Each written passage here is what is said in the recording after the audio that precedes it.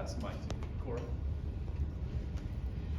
Oklahoma is a team that, has a similar-ish style, likes to, offensively at least, likes to get up and down, shoots lots of threes. Just what's a challenge? I know last time against Florida State you said track meet is good for you guys, but are you kind of expecting a similar, challenge with a team who plays a similar style of basketball? Yeah, I think so. I think they're just such a hard matchup, one, because they can go in transition, they make 9 threes a game, and they're so big on the inside. And so where rebounding has been an issue, I think they're out-rebounding their opponents by 18 a game. So we have to fix that. Go next, Ryan. You said after the game that A&M outworked you guys. What do you do to try to fix that going forward? Yeah, we watched the film. We talked about how hard Oklahoma plays and just raise the standard in practice today and tomorrow. Caleb.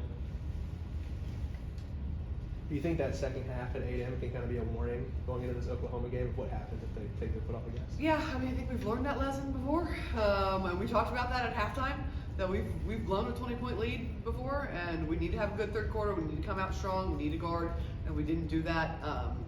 So I do think we need to do a better job of in-game adjustments. So at Texas A&M, they played kind of a half-court game the first half, and then they were going in transition, and we didn't really make that adjustment.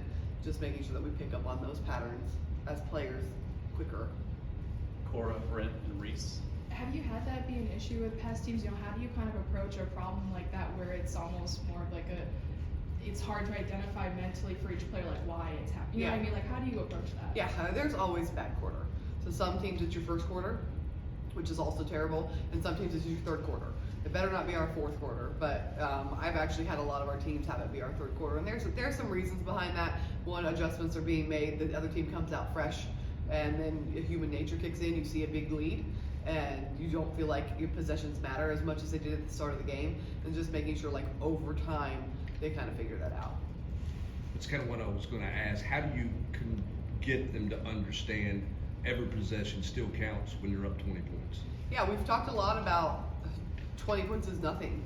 On either side, you're down 20, it doesn't mean anything. You're up 20, it doesn't mean anything. When you play this fast, you have this many possessions that it can be gone like that.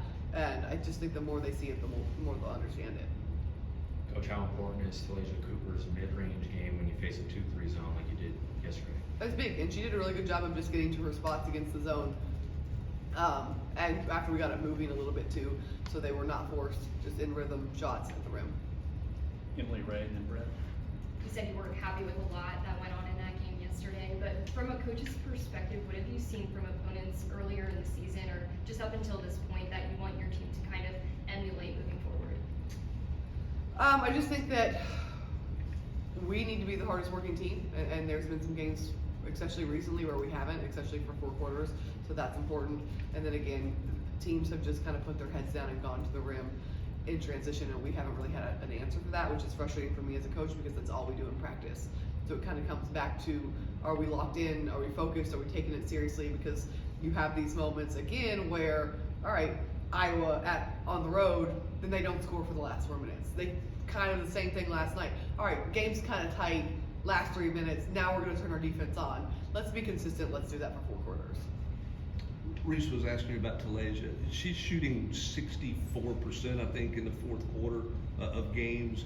What makes her kind of in a different mode in the fourth quarter? Last night that game got to 10. She scored 5 in a row, made it 15, kind of slammed the door. What is it about her mentality in the fourth quarter?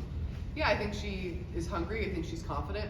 She puts the work in, so she knows she has the right to shoot those shots. We actually talked this morning about how to get her going quicker in the game, of how do we fix her first quarters. Because I think her first quarters could be like her fourth quarters if she wanted them to be, just making sure she has that aggressive mindset, no matter what the score is, no matter who the opponent is for 4 quarters. Do you think she's too patient early in games Yeah. and not selfish enough, so to speak? I do. And I think at the beginning of the year she was picking up some fouls early and then maybe playing a little bit hesitant to where she just kind of just needs to go. Cora, then Paige. We've talked about in the past how you don't call a lot of timeouts. Last night there was one in the third quarter, and I opened 7-0 run, but it felt like it was more the timeouts because of that lack of effort on the play. Is that kind of your how would you describe your timeout philosophy? Is it because of effort that isn't acceptable? Absolutely. Yeah, I have something to say, and I can't wait. So I'm going to say it right now. So we called the timeout, and we had just talked at halftime. We need a good start, And right before they walked onto the floor, we said, we need to win the first 2 minutes of this half. The first 2 minutes are important. And they went out there and they gave up that run. I was not happy I could not get them out of the game soon enough. Building off a question from earlier, what do you think maybe is the breakdown when opponents are really just driving downhill hard and like straight to the rack? Where do you think the breakdown is that you guys need to make that adjustment to slow that down? Yeah, well, part of us, we like that. We want it to be a fast game. We want people to play at our pace. We just gotta do a better job of protecting the rim and beating them to their spots.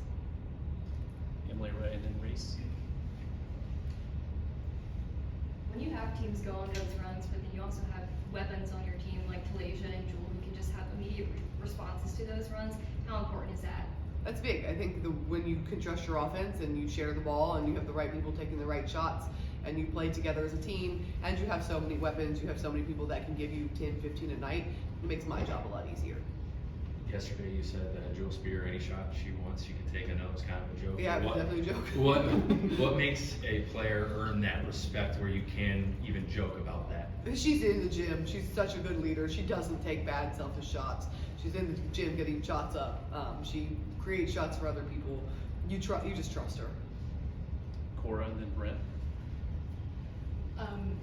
It's interesting because you have some really strong free throw shooters on your team. You have 4 shooting over 80%, 6 shooting over 70%, but there's games that crop up where the team as a whole shoots, the percentage isn't great. How do you approach a problem that just feels like the answer is practice more, but just, is there any other way to fix that? Practice more, and you got to look at your fatigue, I think, because yesterday both teams didn't shoot very well, and so it was it pace of game, or was everyone a little bit tired using their foul shots? What's the issue for that? And so probably a combination of both. They threw a lot of different defensive looks, kind of mixed up some different zone stuff. How pleased were you with the way offensively you handled things in the half court in terms of shot selection, ball movement, with all the multiple looks that they tried to give you defensively? Yeah, I like the way we play on offense. We really try not to pay attention to what the other team is in. We try to just go. So that is good. I do think late in the second quarter we could have done a better job of identifying what defense they were in. So I would call a zone set and then they would switch it to man, and we couldn't figure that out, but we adjusted pretty well in the second half. Go to Caleb and then Cora. Paige. You mentioned Oklahoma's post players off the top, but what will be the key to slowing them down on Yeah, Sunday? you got to guard the 3-point line and you got to guard them with the rim, and you can't give them a really nice mix. We can't foul them, give them and ones, let them kill us on the inside and the outside. We got to pressure them, got to make them uncomfortable, got to get stops. I feel like I've noticed some of your players kind of adopting your mentality of, you guys won the game, but it wasn't good enough. The radio last night, Talaysia, at one point said, my defense was terrible in the third quarter. Do you kind of see your team adapting to the mentality, and is that a good sign to see? Yeah, I think so. I think it's a culture thing of sometimes we'll lose games and we play really well, and that's okay too. And it's more about performance than production at times. Especially late in the year, if you're playing in a championship game and you played harder and you just didn't hit shots, it is what it is. So just making sure that they know that last night's performance was not the standard that we want to hit. So many times this season you've mentioned like, oh, they're not going to believe me until it happens, and they see it happen. So when you go to that timeout and you're like, I couldn't get to it fast enough, and it's the same message of we have to win these first few minutes, what do you think maybe changed with them when you reiterated that same message for the umpteenth time? Yeah, they're doing a better job of just repeating it, getting ahead of it, making sure, again, we've talked about our third quarters, making sure that they're having basketball conversations in the locker room before I get in there, that they're focused, they're not, again, thinking the game is over at half. It's college basketball, it's never gonna be over at half. So just making sure that they take leadership on their own, and I get echoed is important. Brent. How much are you looking forward to this challenge on Sunday? Obviously, this is a really good team, best team that you've played. As a competitor in your team, how much are you guys looking forward to putting your brand out there and see where you stack up with a team that comes in with the perception that they have? Yeah, I think it's a great opportunity for us. We've said it a lot. It's a good measuring stick, but this really is a good measuring stick to see, are we a top 10 team? Can we be in that conversation? Can we be in that mix? And if not, how far off are we? What do we need to fix in the next 2 months to maybe be a top 10 team? And Oklahoma has a real chance to be in the national championship conversation. So making sure that we put something on the floor that can compete with that. Ryan.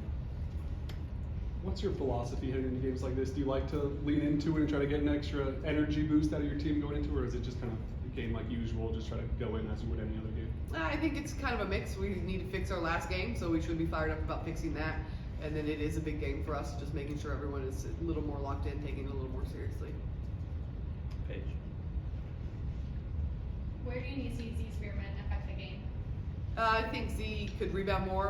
Her and I talked on the bus last night. The more she offensive rebounds, the better she is, the better our team is. So instead of waiting and letting the offense come to her, she can go get more offensive rebounds, and she's going to be huge for us all year long of defending in the post. And she can really defend any position, but the bigger they get, she's really going to have to protect the rim for us.